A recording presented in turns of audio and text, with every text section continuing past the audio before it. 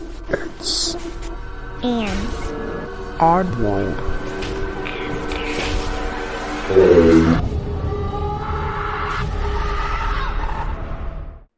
Hey oddballs, I'm your host Jensen, and welcome to episode 29. Today I don't really have a lot to say in the beginning, which is fine. I know you didn't come here to hear me ramble, but anyhow, you're going to learn about a piece of paranormal equipment today. I'm getting my information from ghoststop.com, and here we go. It's Lesson Time. Today's paranormal equipment lesson is laser grids. A laser grid is a great tool for ghost hunting to more clearly detect when movement happens and help define physical aspects of the anomaly. If you don't know what a laser grid is, it is in many ghost hunting shows. It's usually either red or green, and I mean, it is exactly kind of what it sounds like. It's a laser grid. There are different ones that come in like a flashlight size or little pucks.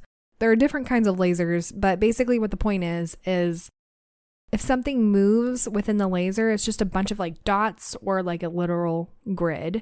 But if something moves on that, then basically that is detecting the motion of whatever spirit is there.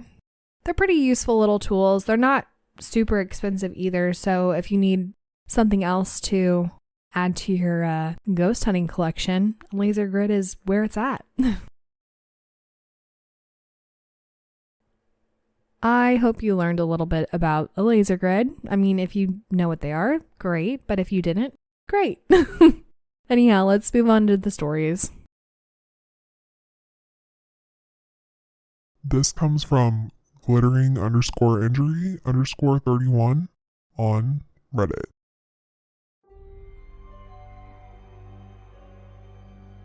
While working as a night dispatcher for an alarm company, I received a frantic call one midnight.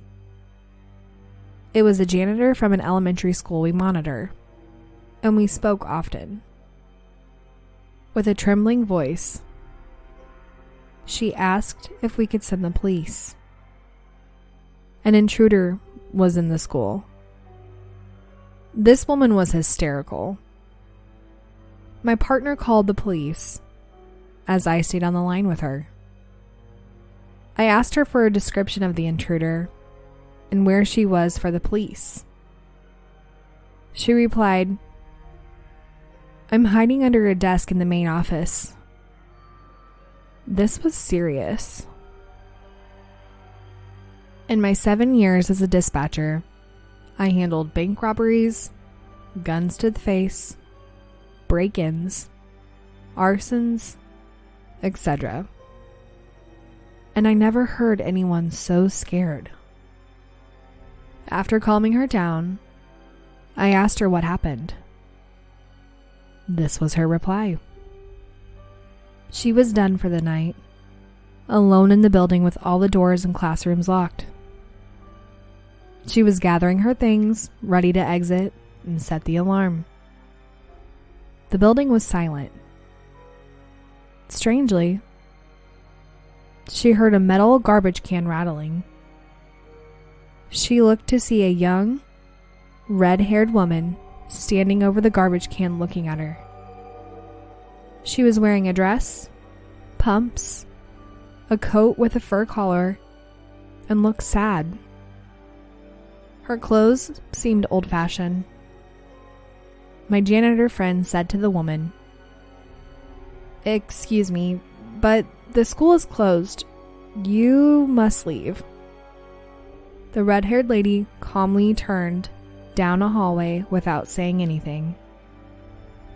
The janitor followed close behind, wondering who she was and how she got in.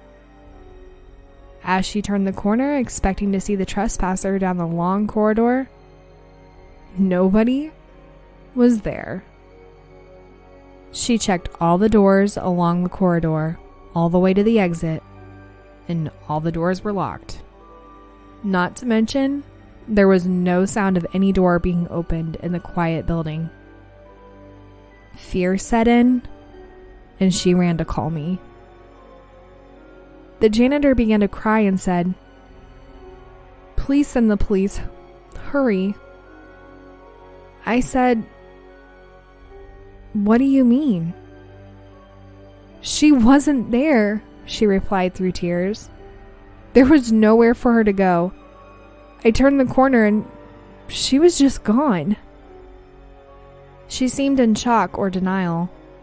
The police notified us that they were outside and all the doors were locked along the outside perimeter, and they wanted in.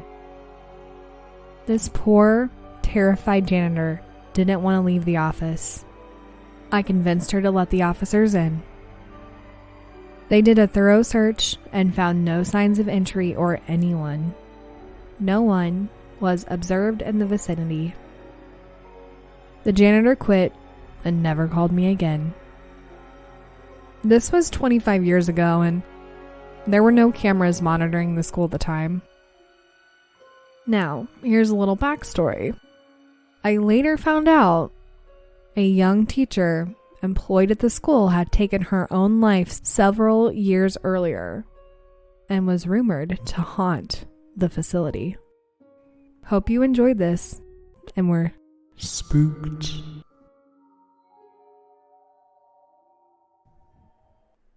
That's a crazy one. It kind of makes me wonder, like, what was this person spirit doing in a garbage can? Like, what did they want to do with a garbage can? I'm so confused. Like, was it actually the teacher or something else? I don't know. What do you think?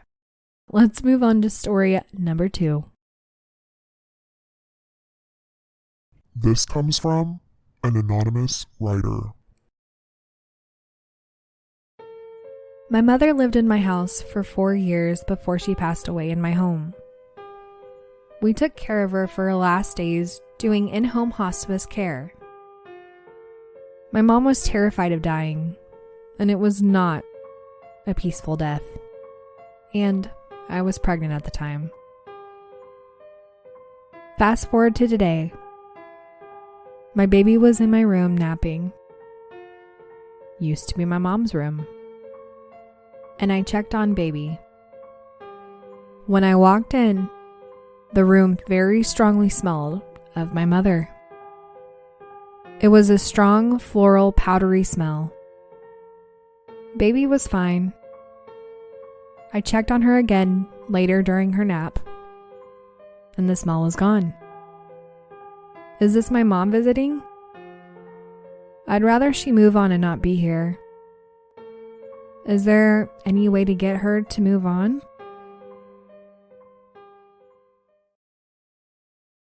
Well, this one breaks my heart, as it should for anybody else, but I think it's really sweet, honestly, that her mom is there. Like, she's there, she's checking on the baby, for me, I think I would want my mom around, but I don't know. It's a tough call. I don't know if I'd want her to move on or just kind of, I don't want her to be in limbo, but I don't know. It's just really sweet, really sad.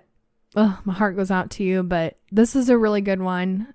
The smells are always a crazy paranormal experience, I think, just because I know people who have stories of smelling their relatives, and it's just a wild thought because I don't understand how that happens. That is something that's crazy to me. I mean, if you really think about it, a smell comes out of the middle of fucking nowhere, and it's like distinctly your relative or, loved ones, whoever. It's their scent. That's a weird thought, right? I think so. And as far as getting her to move on, if anybody has any suggestions, let me know. Well, I hope you enjoyed today's episode. And well, it's an odd world after all. Oddballs, go follow us on It's an Odd World After All podcast on Instagram and Facebook.